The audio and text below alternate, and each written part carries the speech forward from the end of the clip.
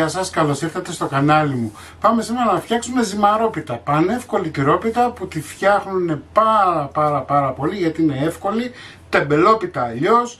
Μην ξεχνάτε να κάνετε κοινοποίησεις στα βίντεό μου, να κάνετε γραφούλα στο κανάλι μου. Οτιδήποτε χρειάζεστε μπορείτε να έρθετε στις ομάδες μας Μαγειρικές Απολαύσεις και Γιώργος Ζόλης Μαγειρικές Απολαύσεις.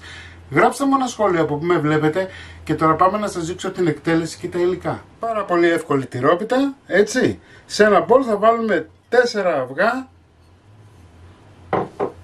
ένα ποτήρι του κρασιού γάλα ή 100 γραμμάρια, ένα ποτήρι του κρασιού ελαιόλαδο ή 100 γραμμάρια, ανακατεύουμε, 2 κεσεδάκια γιαούρτι, ό,τι έχετε στο σπίτι, ανακατεύουμε, θα προσθέσουμε λίγο θυμάρι,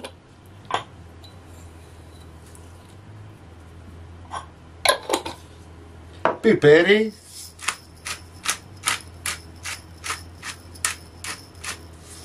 λίγο αλάτι γιατί θα βάλουμε φέτα και η φέτα είναι αλμύρι,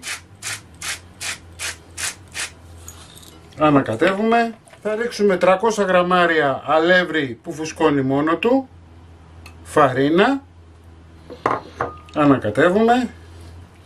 Έχουμε ανάψει το φούρνο μας 200 βαθμούς αντιστάσεις και έχουμε βάλει ένα ταψί με ελαιόλαδο μέσα. Βλέπετε πως πρέπει να είναι ο χυλός. Θα σπάσουμε τυρί φέτα μέσα, κομμάτια χοντρά.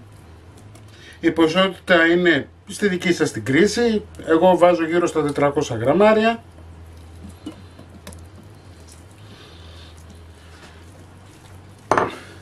Θα ανακατέψουμε.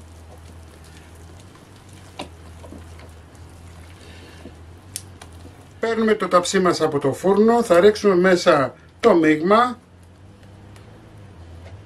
Έτσι, ένα ταψί φούρνου είναι. Απλώνουμε να πάει παντού.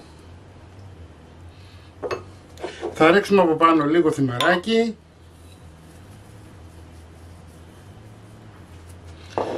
Θα σπάσουμε λίγα κομμάτια φέτα για από πάνω. Το σύνολο της φέτας που έχω βάλει είναι, όπως σας είπα, 400 γραμμάρια με 500. Μπορείτε να βάλετε αν θέλετε παραπάνω ή να βάλετε λιγότερη, είναι στη δική σας την κρίση. Είναι από τις πιο εύκολες συνταγές και τις πιο νόστιμες. Δεν υπάρχει άνθρωπος που να έχει φάει και να μην έχει ενθουσιαστεί. Όπως είναι, πάμε για ψήσιμο, 200 βαθμούς αντιστάσεις μέχρι να πάρει ένα πολύ ωραίο χρώμα. Η τυρόπιτά μας είναι έτοιμη, 30 με 35 λεπτά ο χρόνος ψησίματος. Την αφήνετε να κρυώσει λίγα και θα την κόψουμε. Μην ξεχνάτε να κάνετε κοινοποίησεις στα βίντεό μου, να κάνετε γραφούλα στο κανάλι μου. Οτιδήποτε χρειάζεστε μπορείτε να έρθετε στις ομάδες μας Μαγειρικές Απολαύσεις και Γιώργος Ζόλης Μαγειρικές Απολαύσεις. Και εμείς θα τα ξαναπούμε πάλι με ένα επόμενο βίντεο. Γεια και χαρά σας!